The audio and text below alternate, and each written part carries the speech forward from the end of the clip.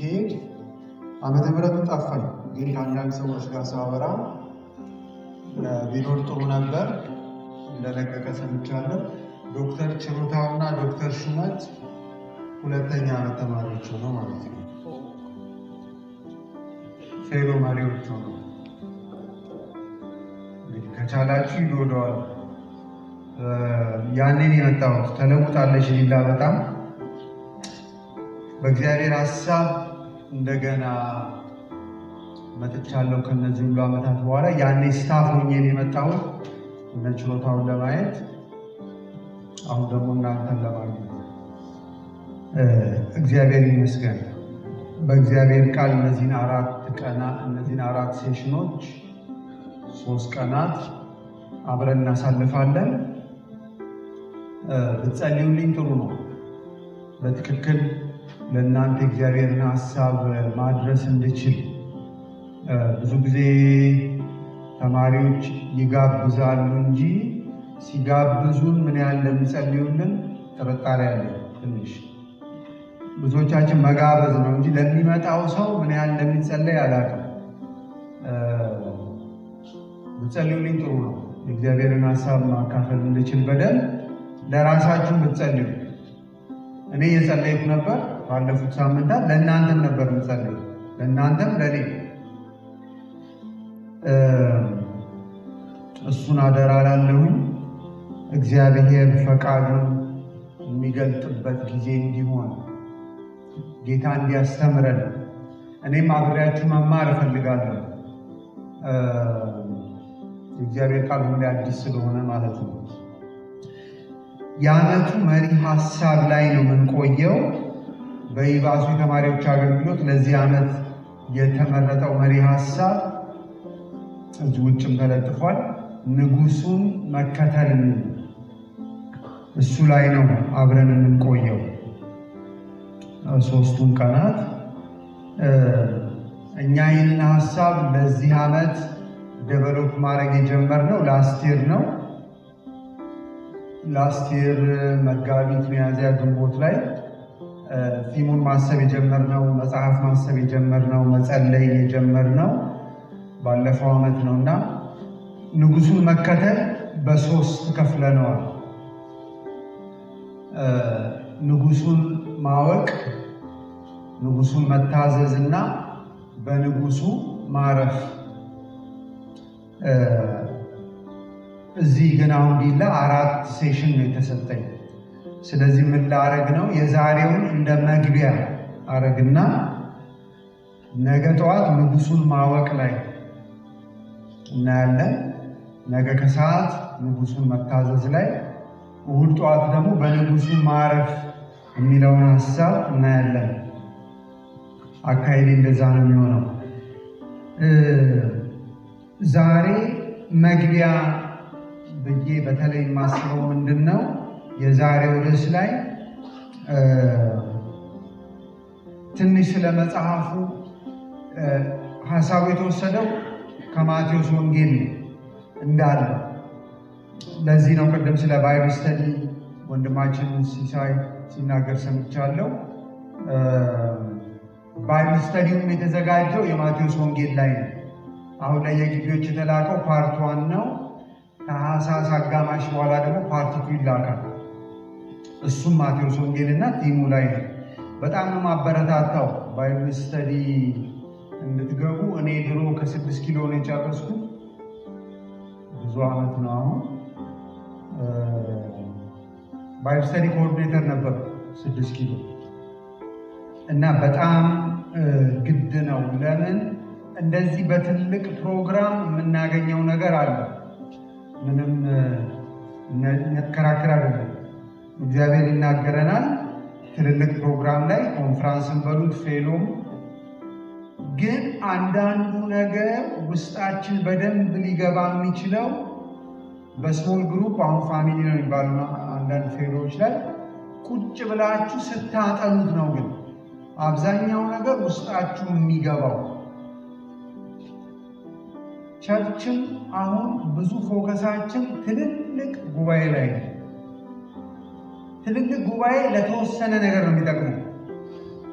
ሰው ግን ስር ሰዶ ማደግ ካለበት በክርስትና ትልልቁ ያስፈልጋል፣ ስሞል ግሩፑ ግን ግድ ነው።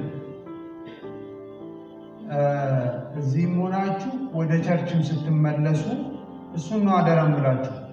በትንንሽ ቡድን እየተገናኘን መጽሐፍ ቅዱስን ማናጠና ከሆነ ጥንካሬ አይኖረን፣ ፋውንዴሽን አይኖረን፣ ፍሬም ያለው እውቀት ራሱ አይኖረን። ስለዚህ ላይፋችን ላይ የላርጅ ሚቲንግ እና የስሞል ግሩፕን ባላንስ ብንጠብቅ ጥሩ ይመስለኛል። እንደ ፌሎ፣ እንደ ክርስቲያንም፣ እንደ ቸርችና በእርግጥ ይሄ የቸርች ጉባኤ አይደለም፣ እንደ አገር አይሆንም። በትልልቁ ብቻ አይሆንም። ሰው እንዲህ ትልልቅ ጉባኤ ላይ ብቻ አያድግም። ማደግ የሚፈልግ ሰው መደራጀት አለበት በንዑስ ቡድን። የፖለቲካ ፓርቲዎች ይህን ያውቃሉ። ስለዚህ ስንት ለስንት ያደራጃሉ። ሬሾ እንደ ድሮ ነው ተቀይሯል። ድሮ 5 ለ1 ነው። በደንብ ስለሚያውቁ ነው እንደሚሰራ አባሎቻቸውን በደንብ ፋውንዴሽን ለማስያዝ ስለሚጠቅም የብዙ ዓመት ልምድ ስላላቸው ነው። እና ከኢህአዴግ በፊት ቸርች ስደት ላይ ሆና እሱ ነበር የምትጠቀመው። እና ኢትዮጵያ ውስጥ ቸርች ያደገችው በዛ ነው። ነፃነት የሚባለው ዘመን ከመጣ በኋላ ግን ብዙ ቦታ ተትቷል ትንንሽ ቡድን እና ቸርችን ጎድቶ አጥሎ አይነ። ስለዚህ እሱን አደራ ላለው እንደ ፍሬ ባይብል ስተዲ አትቅሩ፣ ግድ ነው፣ ያስፈልጋል። እሺ ዛሬ ምን ላይ ተናግሬ ነው የምጨርሰው? አንደኛ ከማቴዎስ ወንጌል ስለሆነ ስለ መጽሐፉ አወቃቀር ትንሽ አውትላይን እሰጣችኋለሁ። ለባይብል ስተዲም ላይ ይጠቅማችኋል። በግልም ላጥናው ብትሉ ይጠቅማችኋል። ከዓመቱ ፊልም ጋር እንድትሄዱ ማቴዎስ ወንጌልን ብታጠኑ በዚህ ዓመት ማቴዎስ ወንጌልን 2-3 ብታነቡት ብዬ አበረታታለሁ። እኔ እንደሱ እያነበብኩት ነው ለራሴም ብዬ ማለት ነው። ሁለተኛ ስለ መጽሐፉ ዋና ዓላማ ትንሽ ሀሳብ እሰጣለሁ። ከዛ ሶስተኛ ብዙ የምቆየው ይሄ ማቴዎስ ወንጌል ታሪኩ በሚከናወንበት ጊዜ ወይንም በመጥምቁ ዮሐንስና በጌታ ኢየሱስ ጊዜ ታሪካዊ ዳራው ምን ይመስላል፣ ወይም በአካዳሚክስ ቋንቋ የማቴዎስ ወንጌል ትረካው ኢን ሪል ታይም በሚሆንበት ጊዜ የዛሬ 2000 ዓመት ሂስቶሪካል ባክግራውንዱ ምን ይመስል ነበር። ባክግራውንዱን ካላወቅን መጽሐፉን መረዳት ስለማይቻል ነው ይህንን የምለው። ስለዚህ 3 ርዕስ ነው ያለኝ። ትንሽ ስለ መጽሐፉ አውትላይን እሰጣለሁ። የመጽሐፉን ዋና ዓላማ ትንሽ ብዙ አልቆይም፣ እሱን እጠቁማለሁ። ከዛ ብዙ የምቆየው ባክግራውንዱ ላይ ነው። እስቲ አጭር ጸሎት አድርገን እንጀምር። በጌታ በኢየሱስ ክርስቶስ ስም የሰራዊት ጌታ ነው እግዚአብሔር እናመሰግንሃለን። ይህን መልካም ዕድል ስለሰጠህን እናመሰግንሃለን። በድጋሚ ጸልያለሁ በጌታ በኢየሱስ ክርስቶስ ስም አይምሯችንን እንድትከፍት፣ በመንፈስ ቅዱስ እንድታስተምረን፣ ከቃልህ እንድታስተምረን፣ እንድታነቃን፣ ወደ ፈቃድና ወደ ሐሳብህ እንድትመልሰን በኢየሱስ ክርስቶስ ስም እንጸልያለን። ከልጅህ ከንጉሡ ጋር ያለንን ግንኙነት እንደገና እንድንከልስ፣ ቼክ እንድናረግ እንድትረዳን፣ ልጅን ኢየሱስ ክርስቶስን እንድትገልጠው እንደገና ባላየነው መልኩ፣ ባልተረዳነው መልኩ፣ ባላወቅነው መልኩ እንድትገልጥልን እንጸልያለን። እናመሰግንሃለን በኢየሱስ ክርስቶስ ስም አሜን።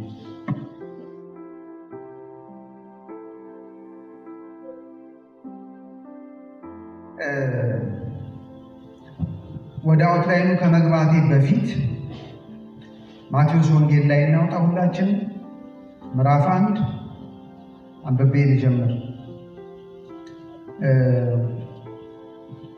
ብዙ ሰው መጽሐፍ ቅዱስ እንደያዘ ተስፋ አደርጋለሁ። ፊት የተቀመጠ ሰው ይታየኛል፣ ሃርድ ኮፒ የያዘ። እኔ ባስ ውስጥ አሁን የማገለግለው ምን የሚባለው ሴክሽን ውስጥ ነው? ስክሪፕቸር ኢንጌጅመንት የሚባለው ሴክሽን ውስጥ ነው። ስክሪፕቸር ማለት ባይብል መጽሐፍ ቅዱስ ማለት ነው። እና ብዙ ጊዜ ተማሪዎች ሳገኝ የማበረታታው ሃርድ ኮፒ፣ በተለይ ትምህርት እና ስልጠና ከሆነ ሃርድ ኮፒ ባይብል ብትይዙ እላለሁ። ለምን? ስልካችን ላይ ኮንቴክስቱን ማየት አይቻልም። ስልካችን ላይ 10 መስመር ምናምን ማየት የምንችለው፣ ግልጥ ሲል ግን ዙሪያውን ሁሉ ማየት ስለሚቻል ነገ ሃርድ ኮፒ ባይብል ይዛችሁ ብትመጡ ብዬ ነው አደራ ምለው። ለቃሉና ለጌታ ክብር አስቆማችኋለሁ ስናነብ።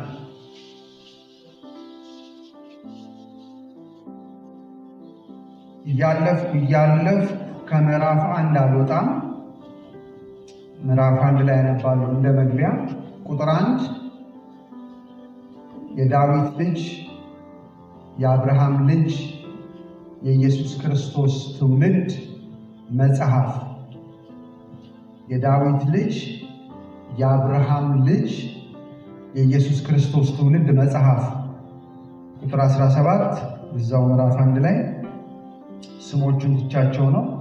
እንግዲህ ትውልድ ሁሉ ከአብርሃም እስከ ዳዊት 14 ትውልድ፣ ከዳዊትም እስከ ባቢሎን ምርኮ 14 ትውልድ፣ ከባቢሎንም ምርኮ እስከ ክርስቶስ 14 ትውልድ ነው። 18 የኢየሱስ ክርስቶስም ልደት እንዲህ ነበረ። እናቱ ማርያም ለዮሴፍ በታጨች ጊዜ ሳይገናኙ ከመንፈስ ቅዱስ ጸንሳ ተገኘች። እጮኛዋ ዮሴፍም ጻድቅ ሆኖ ሊገልጣት ስላልወደደ በስውር ሊተዋት አሰበ። እርሱ ግን ይህን ሲያስብ እነሆ የጌታ መልአክ በሕልም ታየው፣ እንዲህም አለ፣ የዳዊት ልጅ ዮሴፍ ሆይ ከእርሷ የተጸነሰው ከመንፈስ ቅዱስ ነውና እጮኛህን ማርያምን ለመውሰድ አትፍራ። ልጅም ትወልዳለች፣ እርሱ ሕዝቡን ከኃጢአታቸው ያድናቸዋልና ስሙን ኢየሱስ ትለዋለህ። በነቢይ ከጌታ ዘንድ እነሆ ድንግል ትጸንሳለች፣ ልጅም ትወልዳለች፣ ስሙንም አማኑኤል ይሉታል የተባለው ይፈጸም ዘንድ ይህ ሁሉ ሆኗል። ትርጓሜውም እግዚአብሔር ከእኛ ጋር የሚል ነው። ምዕራፍ 2 ቁጥር 1 ኢየሱስም በይሁዳ ቤተልሔም በንጉሡ በሄሮድስ ዘመን በተወለደ ጊዜ እነሆ ሰብአ ሰገል የተወለደው የአይሁድ ንጉሥ ወዴት ነው? ኮከቡን በምስራቅ አይተን ልንሰግድለት መጥተናልና እያሉ ከምስራቅ ወደ ኢየሩሳሌም መጡ። ምዕራፍ 3 በዚያም ወራት መጥምቁ ዮሐንስ መንግሥተ ሰማያት ቀርባለችና ንስሐ ግቡ ብሎ በይሁዳ ምድረ በዳ እየሰበከ መጣ። በነቢዩ በኢሳይያስ የጌታን መንገድ አዘጋጁ፣ ጥርጊያውንም አቅኑ እያለ በምድረ በዳ የሚጮህ ሰው ድምፅ የተባለለት ይህ ነውና። ምዕራፍ 3 ቁጥር 13 ያን ጊዜ ኢየሱስ በዮሐንስ ሊጠመቅ ከገሊላ ወደ ዮርዳኖስ መጣ። ዮሐንስ ግን እኔ በአንተ ልጠመቅ ያስፈልገኛል፣ አንተ ወደ እኔ ትመጣለህ ብሎ ይከለክለው ነበር። ኢየሱስም መልሶ አሁንስ ፍቀድልኝ፣ እንዲህ ጽድቅን ሁሉ መፈጸም ይገባናልና አለው። ያን ጊዜ ፈቀደለት። ኢየሱስም ከተጠመቀ በኋላ ወዲያው ከውሃ ወጣ። እነሆም ሰማያት ተከፈቱ፣ የእግዚአብሔርን መንፈስ እንደ ርግብ ሲወርድ በእርሱ ላይም ሲመጣ አየ። እነሆም ድምፅ ከሰማያት ወጥቶ በእርሱ ደስ የሚለኝ የምወደው ልጄ ይህ ነው አለ። ምዕራፍ 4 ቁጥር 17 ምዕራፍ 4 ቁጥር 12 ኢየሱስም ዮሐንስ አልፎ እንደተሰጠ በሰማ ጊዜ ወደ ገሊላ ፈቀቅ ብሎ ሄደ ይላል። ምዕራፍ 4 ቁጥር 17 ከዚያ ዘመን ጀምሮ ኢየሱስ መንግሥተ ሰማያት ቀርባለችና ንስሐ ግቡ እያለ ይሰብክ ጀመረ። አመሰግናለሁ። ተቀመጡ። እግዚአብሔር ይባርካችሁ።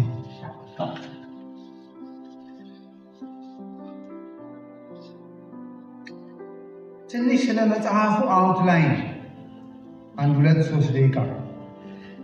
እንዴት ነው መጽሐፉ የተዋቀረው?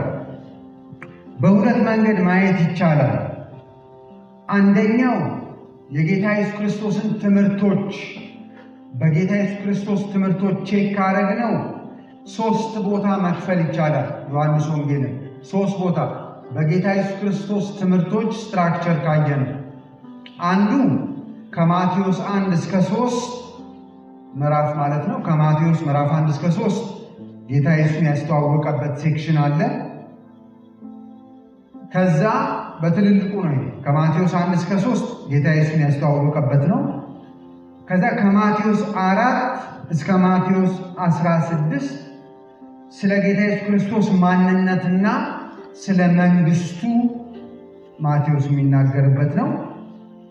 የመጨረሻ 3ኛው ክፍል ከማቴዎስ 16 እስከ 28 ስለመጣበት የመስቀሉ ዓላማ የተገለጸበት ነው። ሲምፕሊ እንዲያርገው የሚከፍሉት ሰዎች አሉ በ3 ከ1-3 ከ4-16 እና ከ16-28። ሌላው በጌታ ኢየሱስ ስብከቶችና በትምህርቶቹ ደግሞ ይከፈላል። ለማጥናት በጣም ለሚያነሳሳችሁ ሰዎች እንደዚህ ያለው የሚከፍሉት ሰዎች አሉ። እንዴት ማለት ነው ካላችሁ በድርጊትና በስብከት ይከፍሉታል። ለምሳሌ 6 የድርጊት ትረካዎች አሉት፣ 5 የስብከት ሴክሽኖች አሉት ማቴዎስ። ለምሳሌ አንዳንድ ሰው እንደዚህ ልክ አሁን እንደተናገርኩት ከፋፍሎ ማጥናት ይቻላል። 6 የድርጊት ሴክሽኖች አሉት፣ 5 የስብከት ሴክሽኖች አሉት። አሁን የስብከት ሴክሽኖችን ብጠቅሳቸው ታውቋቸዋላችሁ ስብከት ላይ ስለምትሰሟቸው። ለምሳሌ የመጀመሪያው የስብከት ሴክሽን የተራራው ስብከት ነው። ከማቴዎስ 5 እስከ ስንት ያለ? ከ5 እስከ 7 የተራራው ስብከት። ስለዚህ እሱም ብቻ ወስዶ ማጥናት ይቻላል። ለምሳሌ ከዛ ማቴዎስ 10 ላይ ብትሄዱ ብዙ ጊዜ እነ ኤልያስ ሲመጡ ወይም እነ አሸናፊ ስለ ሚሽን የሚያስተምሩበት ቻፕተር ነው። የጌታ ኢየሱስ የሚሽን ተልእኮ ማቴዎስ 10 ብቻው ማለት ነው። ከዛ በኋላ ሌላ የስብከት ሴክሽን ከፈለጋችሁ ስለ መንግስቱ ቃል ጌታ ኢየሱስ በምሳሌ ያስተማረበት ማቴዎስ 13 አለ። ራሱን የቻለ አንድ ብሎክ ነው። ሌላ ማቴዎስ 18 አለ። ሙሉውን ስለ መንግስቱ እሴቶች the values of the kingdom of God ብቻውን 18 ላይ ታጭቆ ታገኛላችሁ። ከዛ 5ኛው የስብከት ሴክሽን ማቴዎስ 24 እና 25 ነው። አንዳንዶቹ የምጠቅሳቸው ቻፕተሮች በስብከት ፌመስ ናቸው። ለምሳሌ ማቴዎስ 24 እና 25 ስለ ጌታ ዳግም ምጽአት ሲመጣ ለምሳሌ እንደ ሙሽሮቹ ተዘጋጅተን እናገኘዋለን ወዘተ የሚባለው 24 እና 25 ላይ ያለው ሴክሽን ነው። ስለዚህ በዚህ መልክ እየከፋፈሉ ማቴዎስን ማጥናት ይቻላል። የመጽሐፉ አወቃቀር ያልኩት ቅድም በዚህ መልክ እንዲሁ እንድታዩት ነው። ሁለተኛው ነጥቤ የመጽሐፉ ዋና ዓላማ ነው። ብዙ ሰዎች ብዙ የባይብል ስኮላርስ የሚያምኑት ሊያከራክረን ይችላል። እንዲህ አይነት ነገሮች በጣም የምታነቡ ልጆች ክርክር ልትገጥሙ ትችላላችሁ። በዋናነት ግን ለዚህ ብቻ ነው ማለት አይቻልም። በዋናነት ግን ለአይሁድ ነው የጻፈው ተብሎ ይታሰባል። ማቴዎስ ይህንን ወንጌል የጻፈው ከ65 እስከ 70 ዓመተ ምህረት ነው። 70 ዓመተ ምህረት ላይ ቤተ መቅደሱ ፈርሷል በሮማውያን። ከዛም ትንሽ በኋላ ሊሆን ይችላል የጻፈው ወይም ከዛ በፊት እና በዛ ዘመን ለነበሩ አይሁዳውያን ኢየሱስ ክርስቶስ መሲህ ነው። ያ በታሪክ አንዴ መጥቶ እዛ ኢየሩሳሌም እንዲያርጉ ምናምን ሲባል በታሪክ የሰማችሁት ጌታ ኢየሱስ መሲህ ነው ብሎ ለማሳመን የጻፈው ወንጌል ነው ተብሎ ይታሰባል። በጣም ብዙ ኤቪደንስ አለ ለዚህ። ለምን ለአይሁዳውያን እንደጻፈ አንዱ የሚያሳምነው ነገር ከብሉይ ኪዳን በጣም ይጠቅሳል። አይሁዳዊ ከብሉይ ኪዳን ካልጠቀሳችሁለት አያምንም። በሎጂክ ብቻ ነው የሚያምነው። ብሉይ ኪዳን በጣም በብዛት ነው የሚጠቅሰው። አሁን እንኳን እኔ ሳነብ ስንት የብሉይ ኪዳን ኮቴሽን አያችሁ ቢባል ስንት ሰው እንደቆጠረ አላውቅም እንጂ አለ። አሁን አራቱ መጽሐፍ ገረፍ ገረፍ እያለው ሳነበው እንኳን ነቢዩ ኢሳያስ ላይ እንደተጻፈው ይላል ደጋግሞ መጽሐፍ ውስጥ። ለምን? አይሁዳዊ ሲያነበው አያይዞ እንዲገባው ነው። ስለዚህ በብዛት ለአይሁዳውያን የጻፈው ተብሎ ይታሰባል። ለምን ሲባል ኢየሱስ እርሱ ክርስቶስ ነው፣ አምናችሁ ዳኑበት ለማለት አንድ። ሁለተኛ ደግሞ እነዚህ ወደ ጌታ የሚመጡ አይሁድ አማኞች እንደ ደቀ መዝሙርነት ማንዋል እንዲጠቀሙበት መጽሐፍ ነው። ብዙ የእግዚአብሔር መንግሥት ሕይወት እሴቶችን ከቶበታል ማቴዎስ። እንደ ዲሳይፕልሺፕ ማንዋልም እንዲያገለግላቸው በዛ ዘመን ማለት ነው፣ እሱ በጻፈበት ዘመን። ስለዚህ ለዚህ ነው የተጻፈው ተብሎ ይታሰባል። እሺ ወደ ሶስተኛው ሐሳቤ ልግባ። ታሪካዊ ዳራው ምን ይመስል ነበረ? አንዳንዶቻችሁ ጥያቄ ሊፈጠርባችሁ፣ አሁን ለእኛ ስለ ማቴዎስ ወንጌል ሂስቶሪካል ባክግራውንድ መናገር ብዙ ያስፈልጋል ወይ? እኔ እንደውም ታሪክ በጣም ነው እንቅልፌን የሚያመጣው። ሰው ሊኖር ይችላል። ሆነ ብዬ ነው ሂስቶሪካል ባክግራውንድ መናገር የፈለግኩት። ለምን? ያን ዘመን እኛ ካለንበት ዘመን ጋር ማወዳደር ፈልጊያለሁ። ለምን? ይሄ ማቴዎስ ወንጌል በተጻፈበት ዘመን የነበረው ሁኔታና እኛ አሁን ያለንበት ሁኔታ ተመሳሳይ ከሆነ እንግዲያው የዚህ መጽሐፍ መልእክት ለእኛም ይሆናል የሚለውን ነገር ኮንክሉድ ማድረግ ስለምፈልግ ማለት ነው። በግድ አላመሳስለውም። ለምን? እንደሱ ማድረግ ወንጀል ነው። ግን ለእናንተ ተዋለሁ ፍርዱን። ስለዚህ ማቴዎስ ይሄ ታሪክ በሚከናወንበት ጊዜ መጽሐፉ በሚጻፍበት ጊዜ አይደለም ያልኩት። መጽሐፉ ላይ ያስገባቸው ታሪኮች በሚፈጸሙበት ጊዜ ምን አይነት ሁኔታ ላይ ነበረች እስራኤል?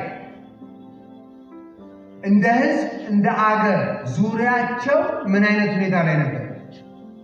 ከዛ ውስጥ እኛ ምን መማር እንችላለን? ንጉሱን ስለመከተል የሚለውን ማያያዝ ስለምፈልግ ነው። አንደኛው ትልቅ ሀሳብ ሬፈራንስ ማቴሪያሎች፣ ባክግራውንድ ኮሜንታሪዎች ለምታነቡ ልጆች አሁን ምለው አዲስ አይደለም፣ ግን ብዙ ሰው እንደሱ አይነት ነገር ሪፈር የሚያደርግ አይመስለኝም። ብታረጉ ጥሩ ነው።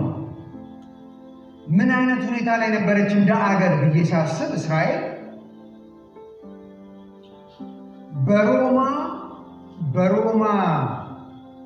በሮማ መንግስት ብቻ አይደለም፣ በሮማን ኪንግደም ቅኝ ግዛት ውስጥ ነበሩ። መጥምቁ ዮሐንስ አገልግሎት ሲጀምር፣ ጌታ ኢየሱስ ሲወለድ፣ መጥምቁ ዮሐንስ ሲወለድ ሁለቱ ያው ዝምድና አላቸው ታውቃላችሁ። በስጋ መጥምቁ ዮሐንስና ጌታ ኢየሱስ ሁለቱም ተወልደው አድገው አገልግሎት ሲጀምሩ አገራቸው በቅኝ አገዛዝ ውስጥ ነበረች። ሮማውያን የሚገዙት ሀገር ነበር። ስለዚህ የፖለቲካ ጭቆና ያለበት ጊዜ ነው። አሁን እኔና እናንተ ይሄንን እንዲሁ ኢንቴሌክቹዋሊ በታሪክ ይገባናል። በታሪክ ስለዛ ዘመን ትንሽ ስላነበብን፣ ስለ ቅኝ አገዛዝ ትንሽ ስላነበብን የኢትዮጵያ ታሪክ ውስጥም ትንሽ ጨረፋ አድርጎን የሄደ ነገር ስለሆነ ስሜቱ ግን የለንም። ለምን? በቅኝ አገዛዙ ስላላደግን ማለት ነው።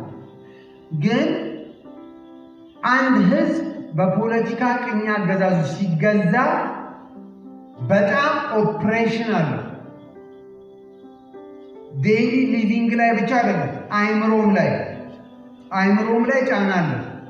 ለምን? ሰው በገባ በወጣ ቁጥር የሚያየው የፖለቲካ ገዢዎቹን ነው፣ ሮማውያኑ። በአገሩ ላይ የተወሰነች መብት ነው የምትኖረው። በተረፈ የፖለቲካ ገዢው እንዳረጋቸው ነው የሚሆኑት። ምንም ምርጫ የለም። ይሄ የራሱ ጫና አለው። ስለዚህ አንዱ ያ ዘመን እንዲህ አይነት ጫና ነበረው። ግን ይህንን ነገር ታስታውሱ እንደሆነ እነዚህ ሰዎች በትንቢት ተነግሯቸዋል እንዲህ አይነት ዘመን ወደፊት እንደሚመጣ። በማ ትንቢት? በጣም ድሮ ናቡከደነፆር አንድ ህልም አይቶ ነበር። እኔ ከሞትኩ በኋላ የዓለም አገዛዝ ምንድን ነው የሚመስለው ብሎ እያሰበ እግዚአብሔር ህልም አሳየውና ህልሙ ጠፋበት። ተሰበለ። በስንት መከራ የእግዚአብሔር ሰዎች ተፈልገው ህልሙንም ምኑም ፍቺውን የመንግስት አማካሪ ሆናችሁ የመንግስት አመራር እንዲህ አይነት ነገር አይቶ በህልም ፍቺውን ተናገር ቢላችሁ በጌስም ቢሆን ትናገራለች አይደል? ህልሙን አምጣ ቢላችሁ ምንድን ነው? ትናንት ህልም አይቻለሁ። ያየሁትም ስለ ኢትዮጵያ መንግስት ነው። እኔ እናንተን ሁሉ ጠቢባን አድርጌ 3 ዓመት ሙሉ ቀልቤ ራሴ ዩኒቨርሲቲ አስገብቼ አስተምሬያለሁ። ለዚህ ቀን ካልሆን ምን ትሰራልኛለህ? ይህ ሁሉ ጎረምሳ አምጣ ህልሜ ከነትርጉሙ ለዚህ ቀን ያስተማርኩት ብሎ አፈጠጠ። ናቡከደነፆር ካፈጠጠ እግዚአብሔር ብቻ ነው ከእሱ ሊያድነን ይችላል። ሌላ ማንም አይደለም። የዓለም መሪ ነው እሱ። የባቢሎን ብቻ ሳይሆን የዓለም አፈጠጠ ሲላቸው ኧረ እንዲህ አይነት ነገር ተጠይቀን አናውቅም።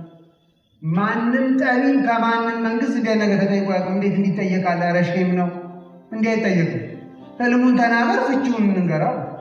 ውሸታም ሁላ ልታታልለኝ ነው እንዲህ የምትለው? አምጣ ህልሜን። ኧረ እኛ እንዲህ አይነት ነገር አናውቅም ሲሉ ያው ቆመዋል እዚህ ቦዲጋርዶች ጨርሰው። ይህን ሁሉ ጎረምሳ ይህን 3 ዓመት ባጀት መድቤ ሳበላይ ነበር። ጨርሰው ጀመሩ መግደል ማያድናል። ዳንኤል ሲሰማ ደነገጠ። ምንድን ነው ሲል እንዲተብሩ እንዲህ በቃ ጊዜ ይሰጠና አለ። ጊዜ ይሰጠና አንጹምና አንጸልይ፣ እኛ እንቀበላለን ከእግዚአብሔር። እንዲህ የሚል የእግዚአብሔር ሰው ከሌለ እኮ ማለት ነው። ከየት አመጣዋል? የሰው ህልም ብትተኛ አታይ እነሱ 3 ቀን ብትተኛ አታይ እሱ ህልም ትዝ ይላቸዋል። ወርቁ ነሐስ ነው ብረት ነው ብር ነሐስ፣ እግሩ ደግሞ ምንና ምን ሸክላና ብረት። አሁን መጥምቁ ዮሐንስና ጌታ ኢየሱስ ሲወለዱ የቱ ላይ ነው የደረሱት? ሸክላና ብረቱ ላይ ነው። የምን መንግስት ይባላል? የሮም መንግስት። እግዚአብሔር እንዲሁ ተናግሯል። እስራኤል ግን ነፃ መንግስቷን ያጣችው መቼ ነው ከተባለ የባለፈው ዓመት በየግቢው ሲሰበክ የነበረው መጽሐፍ ጋር ይወስደናል። ምን መጽሐፍ ነበር? ለአስቴር የምናጠናው በዚህ ዓመት ነው ማቴዎስ ጋር የመጣ ነው። ባለፈው ምን ነበር የሚጠናው? ኤርምያስ። ለመጨረሻ ጊዜ እስራኤል ነፃ መንግስቷን ለቅኝ ገዢ ያጣችው በ586 ዓመተ ዓለም ነው። ማን ነው ለመጨረሻ ጊዜ የእስራኤልን መንግስት ያፈረሰው? ኤርምያስ ላይ ብትሄዱ ታሪኩ አለ። ዜና ላይ ነገሥት ላይ ብትሄዱ ታሪኩ አለ። ለመጨረሻ ጊዜ የእስራኤልን ነፃ መንግስት ያፈረሰው ልዕለ ኃያል መንግስት የባቢሎን መንግስት ነው። መሪው ናቡከደነፆር ከ586 ዓመተ ዓለም ጀምሮ መጥምቁ ዮሐንስ እስከመጣበት ዓመተ ምህረት ነው ዓመተ ዓለም ድረስ ምን የላትም እስራኤል? ፍሪ ገቨርንመንት የላትም። እንዲሁ እላያዋ ላይ ሲፈራረቁባት ነው የኖሩት። እነማ? ባቢሎን፣ ፋርስና ሜዶን፣ ግሪክ፣ ከዛ ሮም። ማሰብ ትችላለን። አንድ ሀገር ላይ ያለ እረፍት ሌላ ሀያላን መንግስታት በቅኝ ግዛት ሲፈራረቁ እና እንደዚህ አይነት ሀገር ላይ ሲታድጉ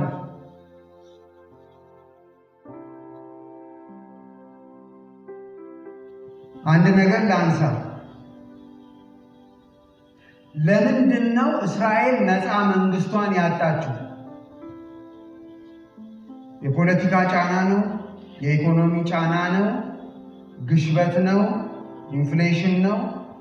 ጂኦፖለቲክስ ዙሪያ ያሉት ሀገሮች አድመውባት ነው? የዓለም ኢኮኖሚ ጫና ነው? ምንድን ነው? ለምንድን ነው እስራኤል ያጣችው? ለእኔ መጽሐፍ ቅዱስን ሳነብ የተወሳሰበ ኮንሴፕት አለ። በአንድ ቃል መግለጽ ይችላል። እስራኤል ነፃ መንግስቷን ያጣችው በአንድ ምክንያት ብቻ ነው። የነቢያትን መጽሐፍ ሳነብ እሱም ኃጢአት ይባላል። ምንም ኮምፕሊኬትድ የሆነ ኮንሴፕት አለ። እግዚአብሔርን ስለበደለች፣ ከእግዚአብሔር ጋር ቃል ኪዳን ነበራት፣ ቃል ኪዳኗን ስላፈረሰች። እግዚአብሔር ኤርምያስን ላከ። ከኤርምያስ በፊትም የተላኩ ነበሩ። ኤርምያስ እያለ የተላኩ ሌሎች ነቢያት ነበሩ። ኤርምያስ ብቻውን ከ25 እስከ 40 ዓመታት እስራኤልን አስተምሯል። ለምኗል ብል ነው የሚቀለኝ። መቼ ነው የምትመለሱት ወደ እግዚአብሔር እያለ አልተሳካም። እስራኤል በአመጿ ቀጠለች። እግዚአብሔር እሺ እንግዲያው እቀጣለሁ ይናገራል። አገራችሁ ይፈርሳል፣ ቤተ መቅደሳችሁ ይፈርሳል፣ ባሪያ ሆናችሁ ትሰደዳላችሁ። ሚኒመም 70 ዓመት ይህን ምድር ከእናንተ አሳርፈዋለሁ። የምትመለሱት ከ70 ዓመት በኋላ ነው። በዚህ ምክንያት ነው ነፃ መንግስትነቷን ያጣችው። በመሃል ግሪኮች በሚገዙበት ጊዜ በኋላ አገናኘዋለሁ ከኛ ሁኔታ ጋር። ግሪኮች በሚገዙበት ጊዜ አንድ ፕሮግራም ነበረው የግሪክ መንግስት። ታሪክ የማትወዱ ሰዎች ታገሱ። ሄለናይዜሽን የሚባል ፕሮግራም ነበር የግሪክ መንግስት። ምን ማለት ነው? ዓለምን በሙሉ ታላቁ እስክንድር የሚባለው መሪ ሲገዛቸው ማለት ነው። ዓለምን በሙሉ በግሪክ ቋንቋ፣ በግሪክ ባህል፣ በግሪክ ሃይማኖት አጥለቀልቀዋለሁ ብሎ ነው የተነሳው እስክንድር እና ተሳክቶለታል። የተሳካለት እስከ ዛሬ ነው። እስቲ ዲፓርትመንት ሙያችሁን በተለይ ሰከንድር ላይ ስትጀምሩ መሐንዲሶችም ሁላችሁም በየሙያችሁ ምንም አይነት ሜጀር ኮንሴፕት ሲያስተምሯችሁ ግቢ ያሉት አስተማሪዎች ብዙ ጊዜ የሚነሱት ከምን ፊሎሶፈርስ ነው? ከምን ፊሎሶፈርስ ነው የሚነሱት? ከግሪክ። እስከ ዛሬ ዘመናዊ ትምህርት ላይ የግሪኮች ተጽዕኖ እስከ ዛሬ አለ። ቀላል አይደለም። ርዕሴ አይደለም እንጂ ከዚህ ውስጥ ብዙ ኢምፕሊኬሽን ማውጣት ይቻላል። ተሳክቶለታል። እስክንድር በወጣትነቱ ቢሞትም ዓለምን ግን አጥለቅልቆታል እስከ ዛሬ። ይሄ አልቀረላትም ለእስራኤል። ብዙዎቹ የግሪክ ነገስታት ታገሷቸው። 165 ዓመተ ዓለም የመጣው ግን አንቲዮከስ ኤፒፋኒስ ይባላል። እሱ መሪ ግን ወጥሮ ያላቸው መስዋዕት እንድታቆሙ ይሄ የምታነቡትን የነቢያት የምናምን መጽሐፍ ያኔ ነቢያት አልተጻፈም ሁሉ ይሄ የሙሴ ምናምን የምትሉትን እንዳታነቡ መስዋዕት ማድረግ እንዲቆም ቀጥታ ሁሉ ነገራችሁ በግሪክ ባህል መሰረት እንዲመራ ብሎ አፈጠጠባቸው ማለት ነው። እሱን ተቃወሙ። የሆነ ቤተሰብ ልጆች ከአባታቸው ጋር እሱን ተቃወሙ። መቃቢያን ይባላሉ። እነሱ ከ165 እስከ 63 ዓመተ ዓለም ድረስ የግሪክን መንግስት ተጋድለው 100 ምናምን ዓመት አገራቸውን አሳርፈዋል። እስቲል ግን የበላይ ሆኖ አካባቢውን የሚቆጣጠረው የግሪክ መንግስት ነበር። 63 ዓመተ ዓለም ላይ ሮም ግሪክን አሸነፈ ቦታውን ሲል ጠቀለለው ነገር። ስለዚህ ከሀያላን መንግስት ተጽዕኖ አልወጣችም እስራኤል በጣም ቢበዛ ለ100 ዓመት። ስለዚህ ምን እያልክ ነው ብትሉ መጥምቁ ዮሐንስ ሲወለድ ጌታ ኢየሱስ ሲወለድ ፖለቲካዊ ተጽዕኖ ውስጥ ነበሩ፣ ኢኮኖሚያዊ ተጽዕኖ ውስጥ ነበሩ። ለምን ህዝቡ አምርቶ የሚያገኘው ነገር የተወሰነ ፐርሰንቴጁ በታክስ ወደ ይላል ወደ ሮም ቀጥታ ከገጠር ከከተማ መሰብሰብ ገቢ ቀጥታ ወደ ሮም ነው የሚላል። ይሄ ህዝቡ ላይ የራሱ ተጽዕኖ ነበር። ጫና የባህል ጫና አለባቸው። በዛ ላይ ወራሪው አገር እንደፈለገ ሊያደርጋቸው ይችላል። ስለዚህ እዚህ ውስጥ የነበረች ሀገር ናት። ስለዚህ የህዝቡ ስሜት ምንድን ነው የሚመስለው? መጥምቁ ዮሐንስ ከመነሳቱ የህዝቡ ስሜት ምንድን ነው የሚመስለው? በጣም ተስፋ የቆረጠ ህዝብ ነው። በጣም ውጥረት ውስጥ የገባ ህዝብ ነው። በጣም ተስፋ ያጣ ህዝብ ነው። በጣም ጫና ውስጥ ያለ ህዝብ ነው። በጣም ተስፋ የቆረጠ በእንግሊዝኛ ሆፕለስ ልንለው እንችላለን።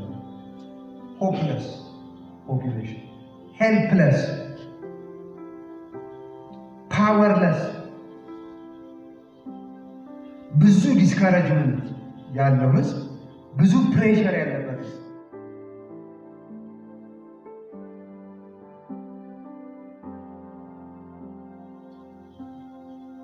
ለዚህ ይመስለኛል ዮሐንስ ማገልገል ሲጀምር ሪስፖንሱ ለዮሐንስ የህዝቡ ሪስፖንስ በጣም ኦቨርፍሎ ያደረገው ለዚህ ይመስለኛል። ህዝቡ ካለበት ጫና የተነሳ ከዚህ ውጥንቅጡ ከወጣ ነገር ማን ነው ሊያድነን የሚችለው? ማን ነው ከነዚህ ሰዎች ነፃ የሚያወጣ እያለ የሚጠማበት ጊዜ ነው። በዛ ላይ የመጨረሻው ነቢይ ሚልኪያስ ከሞተ በኋላ ለ400 ዓመታት እግዚአብሔር በማንም ነቢይ አልተናገረም። ዘመኑ ኢንተርቴስተመንታል ፒሪየድ ብላችሁ ዩቲዩብ ገብታችሁ ብታዩት ወይንም the silent years of the Jews ብላችሁ ገብታችሁ ብታዩት ፖለቲካሊ ኢኮኖሚካሊ በጣም ዓለም የተናወጠበት ጊዜ ነው። የጸጥታው ዘመን የሚባለው እግዚአብሔር ስላልተናገረ ብቻ ነው እንጂ ዓለም ጸጥ ያለችበት ጊዜ አይደለም። ከፍተኛ ውጥረት የነበረበት ጊዜ፣ ጦርነት፣ ህዝብ በህዝብ ላይ ውካታ የነበረበት። እግዚአብሔር ግን ከሚልኪያስ በኋላ ዝም አለ። ስለዚህ ይህንን ህዝብ አስቡት። ግሪኮች ይረግጡታል። ግሪኮች ሲለቁት ሮማውያን ይረግጡት ጀመር። እግዚአብሔር ዝም ብሏል። ስለዚህ ይሄ ህዝብ ሆፕለስ፣ ሄልፕለስ፣ ፓወርለስ ላይሆን አይችልም እንደ ህዝብ። በዛ ላይ እግዚአብሔርን የሚያውቅ ህዝብ ነው። ይብዛ የሚነስል ቃል ኪዳን ያለው ህዝብ ነው። ፕሮሚስ ያለው ህዝብ ነው። አባቶች ያሉት ህዝብ ነው። መጽሐፍት ያሉት ህዝብ ነው። ስለዚህ ማቴዎስ 3 ላይ መጥምቁ ዮሐንስ ተነስቶ መጮህ ሲጀምር ህዝቡ እንዴት ባለ ኢንቱዚያዝም ወደ እሱ ሊመጣ እንደሚችል ይኳን ኢማጅን። ከዚህ ሁሉ ፕሬሸር በኋላ በዛ ላይ አይሁዳዊ እንደ ኢትዮጵያ አይደለም። የእግዚአብሔር መንግስት መታለች ሲባል ጆሮ ነው የሚቆመው። ለምን? የእግዚአብሔር መንግስት ለእነሱ የተገባ ፕሮሚስ ነው። እኛ በወንጌል ሰምተን፣ እነሱ ከድሮ ነው የሚጠብቁት መንግስት። ግን አጠባበቃቸው ፖለቲካዊ ነው። እነሱ የእግዚአብሔር መንግስት ሲሉ እኛ በአዲስ ኪዳን ሐዋርያት እንዳስተማሩን አይደለም። አይሁዳዊ የእግዚአብሔር መንግስት ሲል ምንድን ነው የሚስለው? መሲሁ ሲመጣ ዓለምን በሙሉ ያሸንፍና ዓለምን በሙሉ በቁጥጥሩ ስር ያደርግና እስራኤልን ከፍ ከፍ አድርጓት ከዛ እሱ ከእስራኤል ጋር ሆኖ ዓለምን ይመራል። ይሄ እኮ ባይዘው ፖለቲካል ቪዥን ለእነሱ ሪሊጂየስ ቢሆንም ግን ኢትስ ፖለቲካል ቪዥን እንዲህ ነው የሚጠብቁት። ስለዚህ ዮሐንስ መጮህ ሲጀምር ህዝቡ ሁለት ጆሮ ነው እንዲህ የሚቆሙ እንዲህ መሲህ ይመጣል ማለት ነው፣ እውነትም መሮን ነበር ብለው ብድግ ነው። ለዚህ ነው ዘመኑ መጀመሪያ ካልሳልኩላችሁ የዮሐንስ ስብከት የነሱ ጆሮ ሲሰማው የሚሰጣቸው ትርጉም አይገባል ዘመኑ ካላይ። ስለዚህ ህዝቡ ንስሐ እየገባ ለመጠመቅ ግልብጥ ብሎ ነው የመጣው። ኖርማል አይደለም። እኛ ብዙዎቻችን ታሪኩን ከሳንዴ ስኩል ጀምሮ ስለተማርን ነው ኖርማል የሚመስለው። ይሄ ለአይሁዳዊ ኖርማል አይደለም። አይሁዳዊ ንስሐ ሲገባ ምን አፍስሶ ነው? ተጠምቆ ነው? በእነሱ ቴዎሎጂ ምን አፍስሶ ነው? ደም አፍስሶ ነው። ዮሐንስ ምንም የመስዋዕት ፕሮሲጀር የለውም። ትንሽ ከመስዋዕት ጉዳይ ጋር ዮሐንስን የሚያገናኘው ከሌዊ ዘር የአሮን ልጅ የካህን ዘር መሆኑ ብቻ ነው። እሱም ሆኖ ዮሐንስ ቤተ መቅደስ አላገለገለም። አገልግሎቱን ከኢየሩሳሌምም አልጀመረም። እንዲሁም ምድረ በዳ ጫካ ዮርዳኖስ ነው የጀመረው። ይሄ ለአይሁዳዊ ኖርማል አይደለም። እንዲህ አይነት ሰው ንስሐ ግቡ ብሏቸው ነው ግልብጥ ብለው ከኢየሩሳሌም ሳይቀር በረሃ ይመጡ። ህዝቡ እንዴት ጭንቅ ውስጥ እንደነበረ አንዱ የምናውቀው በዚህ ሪስፖንሱ ላለመዱት አይነት ንስሐና ኑዛዜ ሲጠሩ እንኳን አላቅማሙ። ዮሐንስን እንዴ ንስሐ ግቡ ካልክማ አንተ ራስህ እንደ ካህን ለብሰህ ቤተ መቅደስ ሆነን እኮ መጥራት ያለብህ ሪቫይቫሉ እንደዚህ ለብሰህ ጫካ ገብተህ ኑና ንስሐ ግቡ እንዴት ትላለህ ብሎ የጠየቀው ራሱ የለም። ሪዘርቬሽን ቢኖራቸው አይመጡም ነበር፣ ግን ግልብጥ ብለው ነው የመጡት። እንዴት ካሉበት ተስፋ አስቆራጭ ሁኔታ እንዴት ለመዳን እንደጓጉ በዚህ ነው የምታውቁት። የለመዱትን የሃይማኖት ስርዓቱን ትተውት እኛ በቃ የእግዚአብሔር መንግስት መታለች ከተባለ ንስሐ ግቡ ከተባለ እዚህ ሰውዬ ጋር ሄደን ንስሐ እየገባን እንጠመቃለን፣ የእግዚአብሔር መንግስት ትመጣለች ማለት ነው። ይሄን ያህል ነው የነበሩበት ሁኔታ ጫናው።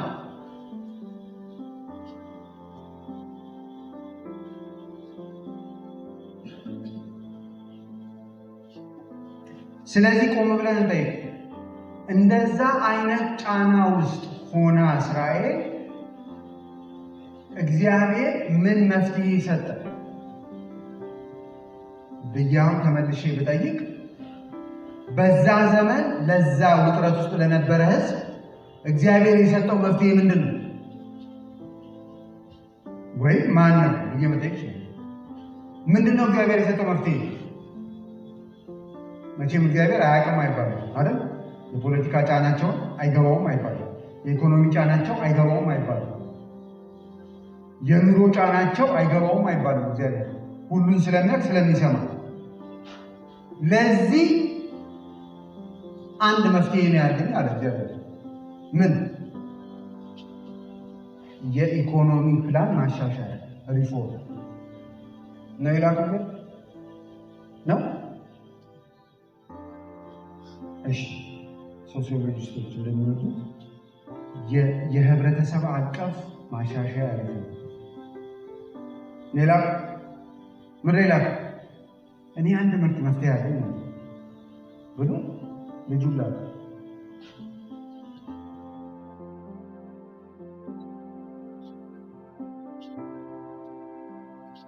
እሺ እነሱ ዴቨሎፕ ያደረጓቸውን መፍትሄዎች ላሳያችሁና ወደኛ ዘመን አምጥተን እንጨርሳለን። እነሱ ዴቨሎፕ ያደረጓቸው መፍትሄዎች ምን ነበሩ?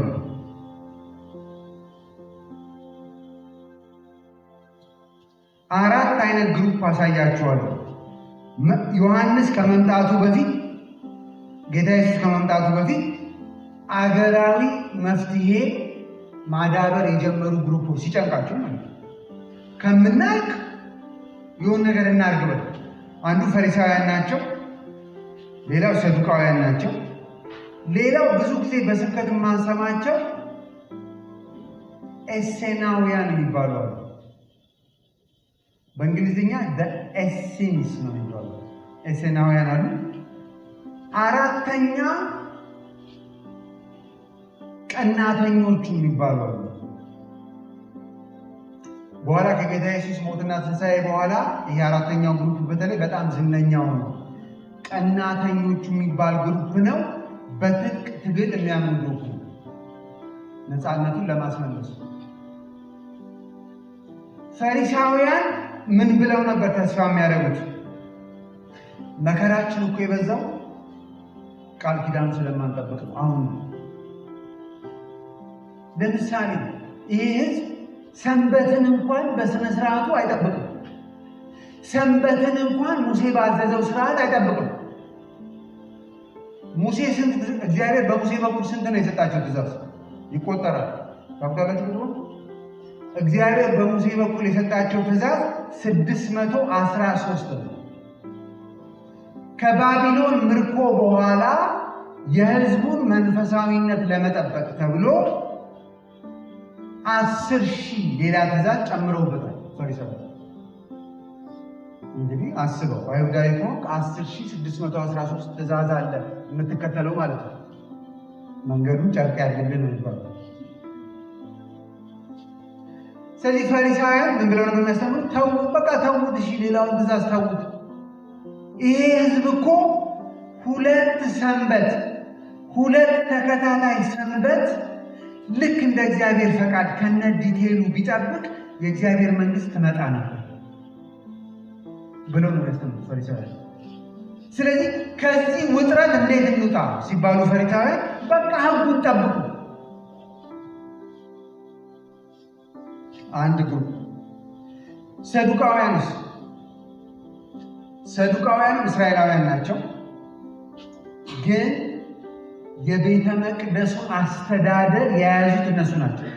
ፈሪሳውያን ምኩራብ ያለውን አገልግሎት ነው የሚመሩት። ሰዱቃውያን ግን የቤተ መቅደሱን እያንዳንዱን ፋክሽን የሚቆጣጠሩት እነሱ ናቸው። አንድ ሁለተኛ፣ ሰዱቃውያን ከሮማውያን ጋር አብረው ነው የሚሰሩት፣ ከቅኝ ገዢው ጋር። ኢቭን ሮማውያን እየፈቀዱ ነው በዚህ ዓመት እንትና ሊቀ ካህን ይሁን፣ በዚህ ዓመት እንትና ሊቀ ካህን ይሁን ይባል።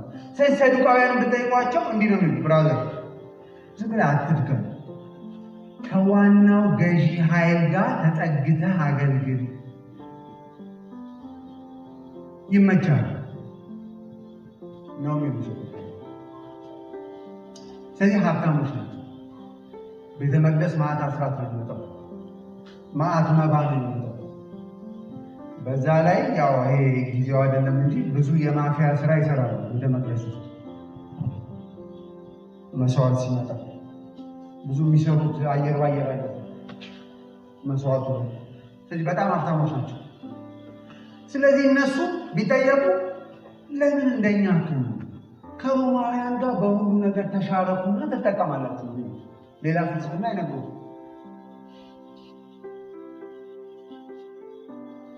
ኤሴናውያን የሚባሉት ይሄ በቃ ፈሪሳውያንን አየናቸው ኮራፕት ናቸው፣ ሰዱቃውያንን አየናቸው ኮራፕት ናቸው። ቀናተኛ የሚባለውን ግሩፕ አየነው፣ ጭራሽ የባሰበት ነው፣ በትጥቅ ትግል ነው የሚያምነው። ይሄ አገር ተበላሽቷል፣ እኛ ሰጅቶናል፣ እኛ ምድረ በዳ ወጥተን የራሳችንን የመነኩሴዎች ኮሚኒቲ አቋቁመን እዛ ነው ከከተማ ሰው ጋር ምንም ግንኙነት የለም ብለው መንነው የወጡ ናቸው። ይህም መፍትሄ ነው ለአንዳንዱ ሰው ማለት ነው። ቀናተኛ የሚባለው ቡድን ዮሐንስና ጌታ ኢየሱስ በሚያገለግሉበት ዘመን በሽፍትነት ነው የጀመረው። ምንድነው ፊሎሶፊው? ቅኝ ገዢው ኃይል ከአገር በኃይል መባረር አለበት። ይሄ የአብርሃም ሀገር ነው፣ ይሄ የሙሴ ሀገር ነው። ይሄ ሮማዊ እንዴት ነው መጥቶ የሚገዛው? በሰላም አይለቅም። ተደራጅተን ማባረር አለብን። ዮሐንስና ጌታ ኢየሱስ በነበሩበት ጊዜ ግን የሽፍታ ቡድን ነው። ገና ግን ችግር ይፈጥራል። ኢየሩሳሌም ይመጡና ካህናት ላይ አደጋ ጥለው ይሄዳሉ። ቢችሉ ሊቀ ካህን ለመግደል ራሱ አይመለሱም። ለምን? እነሱ ናቸው ያስበሉ። ከሮማውያን ጋር ተሻርከው እነሱ ናቸው ያስበሉ ነው። እና ኃይለኛ ቡድን ነው። አደጋ ጥሎ ይሄዳል ሲል በፈንጂ አለ። ያኔ ፈንጂ ጩቤ ነው ይዘው የሚገቡት። ካህን ይወጋሉ። ካገኙ ሊቀ ካህንም አይምሩም ለመውጋት። እነሱ ናቸው ለእነዚህ አሳልፈው የሰጡት ስለሚሉ ማለት ነው። አገሩ እንዲህ አይነት ትርምስ ላይ ያለ ነው። ማይመጣው ዮሐንስ በእግዚአብሔር ዘንድ ሲመጣ ምን አለ? የእግዚአብሔር መንግስት መጥታለች። ስለዚህ ምን አድርጉ? ንስሐ ግቡ። ስለዚህ ሰማይ ምን እያለ ነው? ችግር ውስጥ ናቸው። አይካድም። ተስፋ ቆርጣችኋል። አይካድም፣ ይታያል። ፖለቲካ ጫና ላይ ናችሁ። ኢኮኖሚ ጫና ላይ ናችሁ። ኑሮ ተበላሽቷል። መንፈሳዊ ሕይወት ተበላሽቷል። ኮራፕሽን ቤተ መቅደስ ውስጥ ገብቷል። ምኩራብ ውስጥ ገብቷል። የሚሻላችሁ ልጄን መቀበል። ስለዚህ እግዚአብሔር ልጁን ላከ ማለት ነው።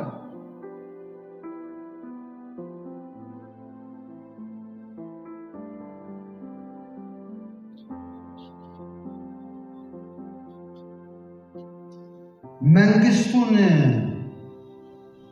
እግዚአብሔር የራሱን መንግስት እንደሚያቋቁም ትንቢት ነበር። ዳንኤል ምዕራፍ 2 ላይ ልጨርስ ነው እኔ ለዛሬ። ዳንኤል 2 ላይ ያን ቪዥን ናቡከደነጾር ካየ በኋላ ዳንኤል 2:44 ላይ ዳንኤል ተረጎመለት። ወርቁ አንተነ፣ ብሩ እንትና፣ ነሐሱ እንትን፣ ብረትና ሸክላው እንትን አለውና ከዛ ታስታውሳላችሁ አንድ ድንጋይ ማንም ሳይነካት ተፈንቅላ መታ ያንን ናቡከደነጾር ያየውን ሐውልት መታው። ድንጋዩዋ ስትፈጨው አይቷል ናቡከደነጾር። ስለዚህ የድንጋዩን ትርጉም አልገባውም። እሱን ሲፈታለት ዳንኤል ምንድን ነው ያለው? ስለ እግዚአብሔር መንግስት የተሰጠውን ፍንጭ ላሳያችሁ ፈልጌ ነው።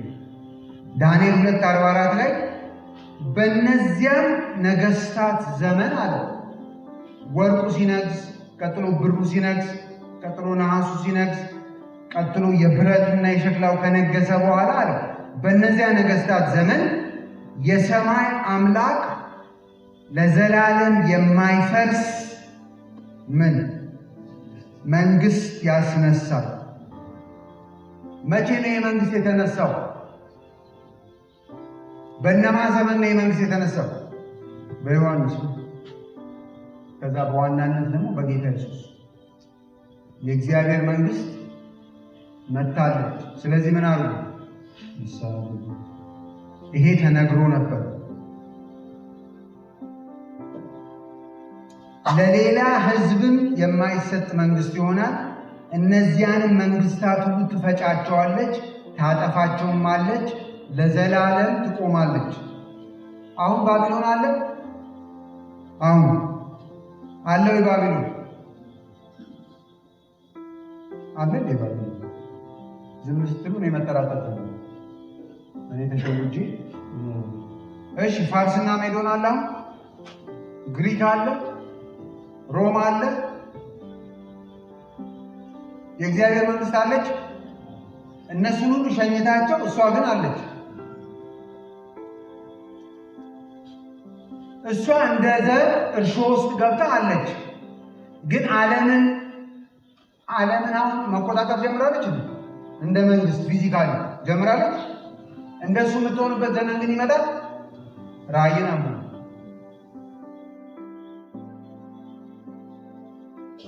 ግን ተነስታ መታለች። ይህንን ነበር የሚመስለው ያ ዘመን። መጨረሻ ላይ ጌታ ኢየሱስ የዓለምን መንግስታት አሸንፎ የእሱ መንግስት ሊተራሊ በአይን እየታየ ፊዚካሊ ዓለምን የምትገዛው መቼ ነው ካላችሁ ሐሳቡ ሙሉ እንዲሆን ራእይ 11 ላይ ሄጄ ራእይ 11 15 ላንብላችሁ። መለከቶቹ ሲነፉ ሰባተኛው መልአክ ከነፋ በኋላ ራእይ 11 15 ላይ እንዲህ ይላል። ሰባተኛው መልአክ ነፋ፣ በሰማይ አንድ አዋጅ ተነገረ። የዓለም መንግስት ለጌታችንና ለእርሱ ለክርስቶስ ሆነች፣ ለዘላለም እስከ ዘላለም ይነግሳል። አሜን። እሱ ጊዜ ገና ከፊት ነው። አሁን ግን ኦልሬዲ መንግስቱ ተነስታለች።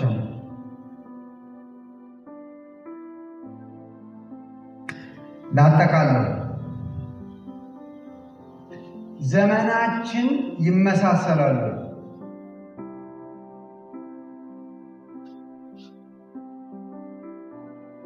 እኛ መሀል አሁን እንደ ሀገር፣ እንደ ቤተ ክርስቲያን፣ እንደ ፌሎ፣ እንደ አንድ ክርስቲያን ወጣት ተስፋ መቁረጥ፣ ተስፋ ማጣት፣ የኑሮ ጫና፣ ውጥረት ውስጥ ነው ያለን።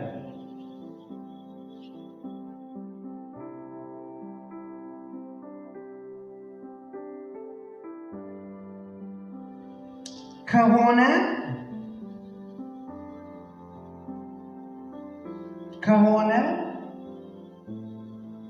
ለኛ ለነሱ ከተሰጠው መፍትሄ ሌላ ለኛ ይመጣል።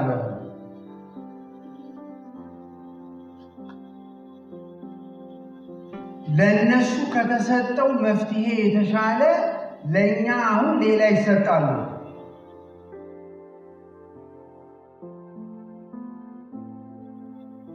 እኔም ማምነው መጽሐፍ ቅዱስን ሳነብ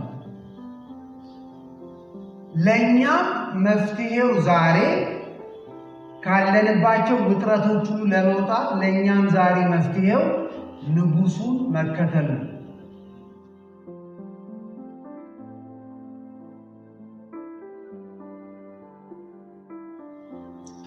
ሌላ አይታየኝም። እኔ ፐርሰናል እናንተ አስቡ። ለእኔ ሌላ የሚታይ ነገር የለም። ንጉሱን መከተል ባይዘዌ ብዙ ዝርዝር አለ። ነገ ከነገ ወዲያ እዛ ዝርዝር ውስጥ እንገባለን። ፕራክቲካል ለማድረግ እሞክራለሁ። ዴይ ቱ ዴይ ሰኞ ማክሰኞ ላይፋችን ላይ አፕሊኬሽኑን ለማውረድ እሞክራለሁ። ግን አሁን በጠቅላላ ጠቅልዬ ሳቀርበው ለእኛም ዛሬ እንደ ሀገርም ይሁት እንደ ቸርችም ይሁት እንደ ኮሚኒቲ ይሁት እንደ ወጣቱ አሴምብሊ ይሁት ንጉሱን ከመከተል ውጪ ወደ ሳክሴስ፣ ወደ ሴኪሪቲ፣ ወደ ሆልነስ ሊመልሰን የሚችል መፍትሄ አይታይም። ስለዚህ መፍትሄው ለእኔ ዛሬ ወንጌል ነው፣ ንጉሱን መከተል ነው። እንዴት ንጉሱን መከተል? እንዴት? ንጉሱን በደንብ በማወቅ ማንነቱ። ንጉሱን መከተል እንዴት? ንጉሱን በደንብ በመታዘዝ። ንጉሱን መከተል እንዴት? በንጉሱ በማረፍ። ለእኛም ኢትዮጵያ ውስጥ ዛሬ ከዚህ የተሻለ መፍትሄ ይገኛል ብዬ አላምንም። ለግለሰብ ችግርም፣ ለህብረት ችግርም፣ ለብሔር ችግርም፣ ለአገር ችግርም ሌላ ነገር አለ ብዬ አላምንም ወንጌልን ሳለ። ስለዚህ ወደ ንጉሱ ብንመለስ ነው ይሻላል። ንጉሱን ማወቅ ላይ፣ መታዘዝ ላይ፣ ከዛ ደግሞ እሱ ላይ ማረፍ ላይ ብናተኩር ነው ይሻላል። ለምን ከተባለ እኛ ስንስተካከል ነው አካባቢው የሚስተካከል።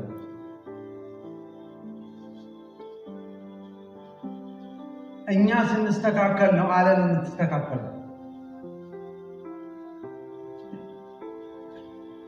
ይህም ምሳሌ ተናግሬ ልጨርስ።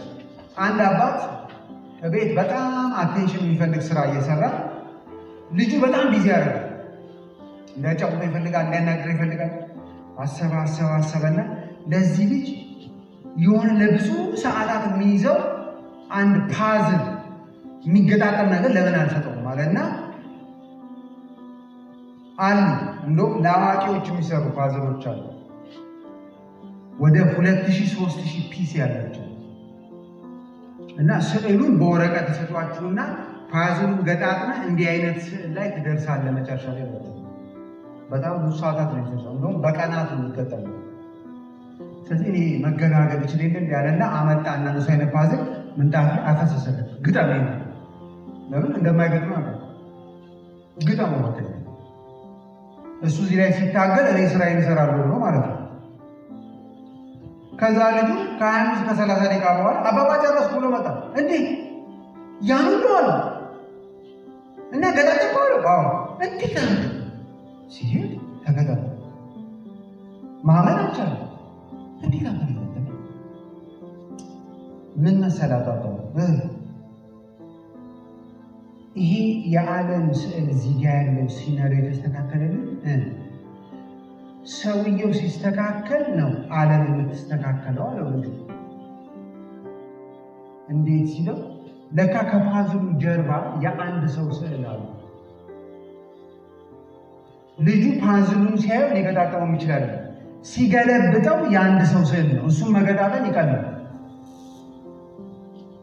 እንዳንድ ፓዝሎቹን ገለበጠና ሲያየው የሰው የቁም ስዕል ነው። ይህማ ቀላል ነው፣ እጅ አለው እግር አለው ምናምን መገጣጠም ነው። ልክ ሰውየውን አስተካክሎ ሲገለብጠው ምኑ ተስተካክሎ? የዓለም ስዕል ተስተካክሎ። ስለዚህ እኛ ስንስተካከል ማይስተካከል ዓለም ይስተካከል። እኛ ስንበላሽ አካባቢው በሙሉ ነው የሚበላሽ። እና ይህንን ነገር እኛ ካልተስተካከልን በምንም አይነት መንግስታዊ ማሻሻያ አይስተካከልም።